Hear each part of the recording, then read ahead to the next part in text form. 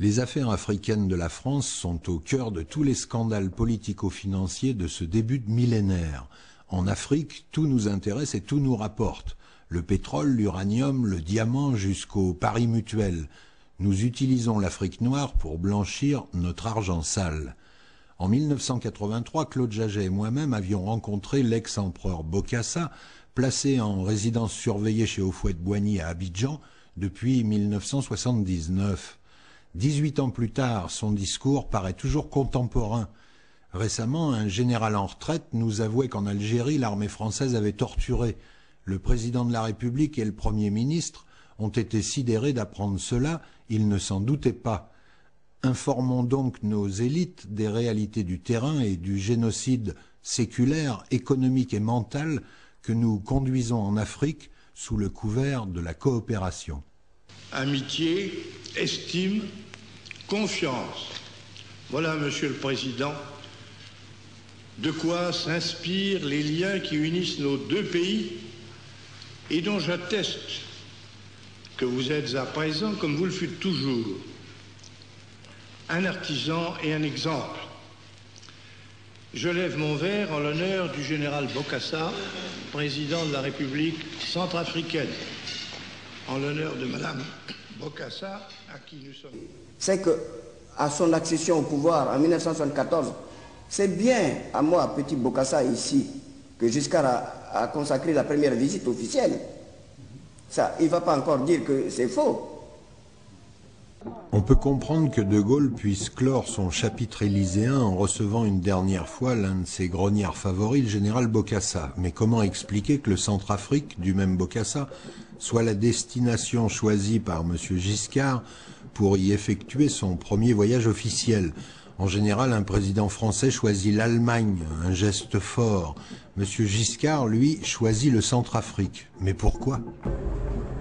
Il y a des substances extraites de l'uranium qui servent à l'agriculture, à faire surtout à l'agriculture. Mais cette usine n'est toujours pas construite? Non, elle n'est pas construite. Donc la Suisse et la France achètent du minerai brut qu'ils mais traitent ils n'achètent pas. Non. Depuis 1966, ils extraient, ils exploitent, mais ils n'ont jamais payé un franc. Comment ça se fait, ça? Ben oui, mais c'est comme ça, parce que, comme c'est l'uranium, nous ne devons rien dire. Et aussitôt qu'on veut essayer de demander, de parler, on nous fait taire. Ah. Donc absolument. Des années... Depuis 1966 jusqu'aujourd'hui, ni la France, ni la Suisse n'a versé un franc pour tout ce minerai. Mais il s'agit juste de quelques kilos à chaque fois. Pas possible. Il s'agit de très bons kilos parce que... D'après vous, dans un avion, combien on peut en charger de minerais comme ça à chaque voyage? Ben écoutez, je ne dirais pas que c'est exagéré, mais ce sont des avions cargo. Or, vous connaissez aussi bien le tonnage des avions cargo que moi. Ah, donc c'est une centaine de tonnes? Absolument, absolument, une centaine de tonnes. Et des voyages assez fréquents? Des voyages assez fréquents. Et pendant des années, Oui, des années et des années. Ils ont créé même un terrain d'aviation à côté pour transporter cet uranium, et le gouvernement centrafricain, ça lui passe devant le nez, bien sûr. Mais on vous donnait les résultats de ces recherches sur le minerai? On ne donnait pas. C'est resté tout à fait un domaine secret. Bien, bien. On ne donnait pas de résultats, on ne donnait rien, et puis rien. Alors rien. Mais à un moment, j'avais cru savoir que vous aviez fait arrêter ces extractions de minerais. Non, je ne pouvais pas. C'était la France qui avait arrêté. C'est la raison pour laquelle j'ai été demandé à la Suisse de reprendre. Et quand la Suisse a repris, la France est revenue aussitôt. Cette société à Suisse, Valéry Giscard d'Estaing ou la famille de Valéry Giscard d'Estaing aurait des intérêts? Absolument, ça c'est fatal. Je peux vous dire que ce qui se fait contre mon pays est une honte. On exploite mon pays et on l'interdit de revendiquer ses droits. On lui dit, qu'il est enclavé, il n'a pas de débouché sur mer, il n'a aucune chance, il doit se taire. Et mon pays est devenu tout à fait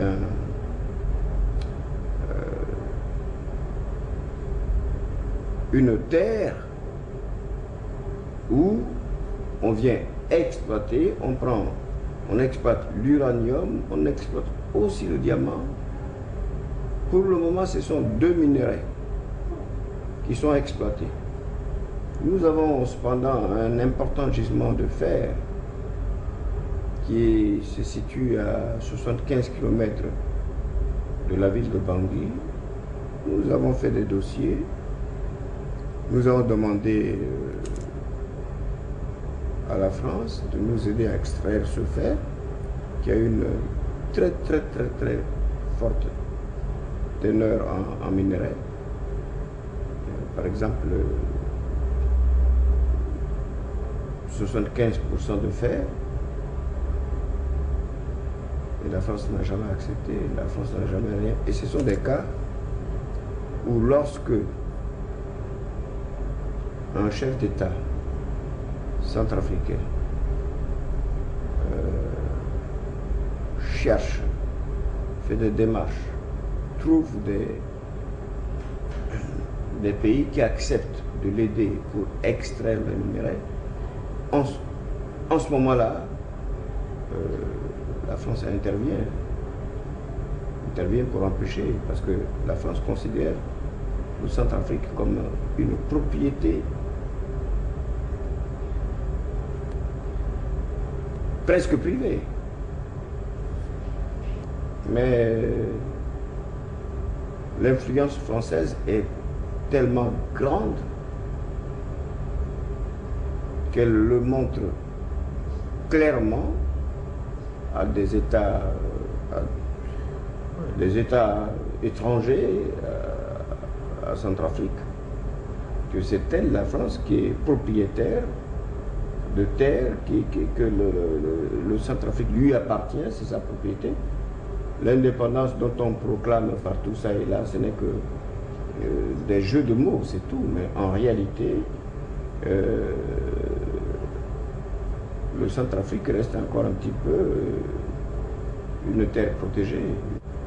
Le président de Alu-Suisse s'appelle Mayer, Monsieur Mayer, c'est un Suisse.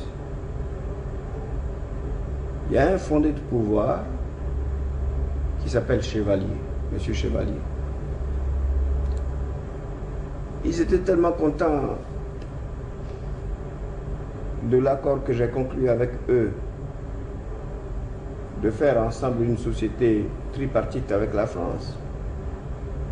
Alors eux, ils ont eu un geste amical, parce qu'ils m'ont remis une montre en diamant. Ils m'ont dit, Majesté, en extrayant l'uranium, nous extrayons aussi du diamant. Et tout ça, c'est grâce à vous. Parce que c'est vous qui nous avez demandé de coopérer avec votre pays pour l'uranium. Alors, on a pensé vous offrir un cadeau. Donc, on vous offre une montre en or, une montre surmontée de diamants. Et c'est le diamant que nous avons extrait. En extrayant l'uranium, nous extrayons aussi le diamant. Ah, oui, mais c'est vrai, c'est la vérité. C'est un peu le même. Les tous sont logés ensemble.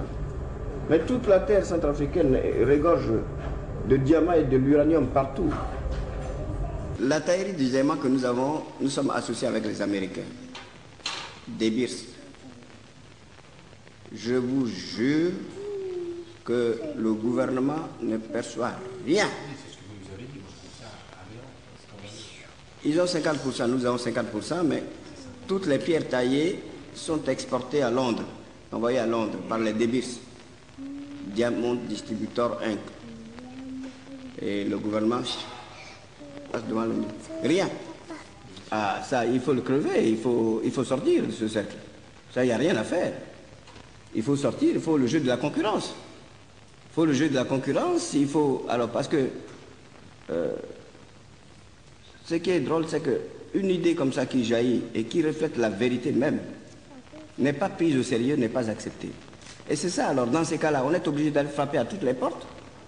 Mais quand on sait que, tiens, tel gouvernement a envoyé telle mission à tel endroit, c'est le rôle des ambassadeurs d'ailleurs, qui suivent toutes les délégations qui sortent, qui partent, parce que quand une délégation va faire un voyage dans un autre pays, l'ambassade, pas uniquement l'ambassade de France, mais toutes les ambassades sont au courant. Ils sont au courant. Alors, après, on commence à vous prévenir, oui, faites attention, vous commencez maintenant à trop vous rapprocher de tel ou tel pays, patati patata, bon, on va vous couper le crédit. Vous savez, c'est toujours comme ça, on va vous couper le crédit, cette histoire de crédit-là. Oui, mais c'est pénible. Ben oui, des menaces, c'est comme ça qu'on m'a menacé aussi. Pas contre moi, c'est-à-dire eux-mêmes, bien sûr que les Américains, ils étaient venus installer l'extraction de manière industrielle avec des machines et tout. Ils avaient des gens qui travaillaient pour eux. Alors, ils avaient préparé un contrat que j'avais signé avec eux au nom du gouvernement. Il y a eu le ministre des Finances qui a signé le même contrat. Au terme de ce contrat, il y avait un tant pour cent à verser au trésor de l'État. Ils devaient construire un village pour les travailleurs et ils devaient construire une école pour les enfants des travailleurs, enfin le domaine social. Mais quand j'ai veillé là-dessus, pendant 3 à 4 ans, ils n'avaient rien fait pour les travailleurs. Il n'y avait donc pas le village. Pourtant, on a signé un contrat. Il n'y avait pas de village. Il n'y avait pas de dispensaire, il n'y avait pas d'école. J'ai dit non, c'est une exploitation. Vous avez signé avec nous un document, vous avez installé les machines maintenant, les machines sont en place, vous prenez du diamant, tant pis, pour la part qui devait revenir au gouvernement, vous ne versez pas. Bon, ça, laissons de côté. Alors, on parle de transfert de technologie.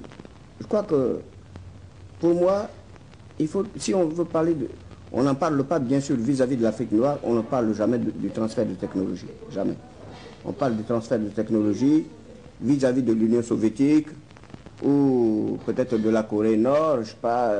On va chercher des pays comme ça qui sont des pays belliqueux pour parler de transfert de technologie, mais un pays de pur sang, un pays de paix, un pays appelé communément pays pauvre, alors que ce pays pauvre est assis sur une richesse énorme. Alors, pour moi, j'aurais tant souhaité que les exploitations de sous-sol de l'Afrique noire commencent maintenant. Et qu'on essaye de se réunir, que les pays occidentaux se réunissent et abordent le sujet exploitation du sous-sol africain. Voilà un thème. Dans des pays comme le Centrafrique ou comme l'Ouganda, ou comme le Rwanda, ou comme le Burundi, ou comme, je ne sais pas, enfin, tous les pays identiques à Centrafrique, les petits pays. On devrait penser à ces petits pays-là et commencer à décider de l'exploitation du sous-sol. Parce que des dossiers existent. Et les sous-sols accusent très franchement des potentiels économiques en minerais. Mais c'est obligatoire. Il faut commencer. Si on exploite déjà, si on veut bien, on peut en même temps adjoindre le problème de technologie, là, parce qu'il le faut, pourquoi pas. Mais il le faut. Au lieu de laisser l'Afrique comme ça tout le temps pour lui déclarer qu'elle est pays pauvre, mais quel pays qui n'a pas été pauvre à son commencement? Tous les pays de ce monde étaient pauvres au départ. Moi, je veux dire que pendant 14 ans au pouvoir, je n'ai pas reçu un seul tracteur français. Non, vous demandez, ils ne donnent pas. Je cherche beaucoup trop de palabres. Mais ce que vous demandez dans le cadre d'une coopération très amicale et même fraternelle,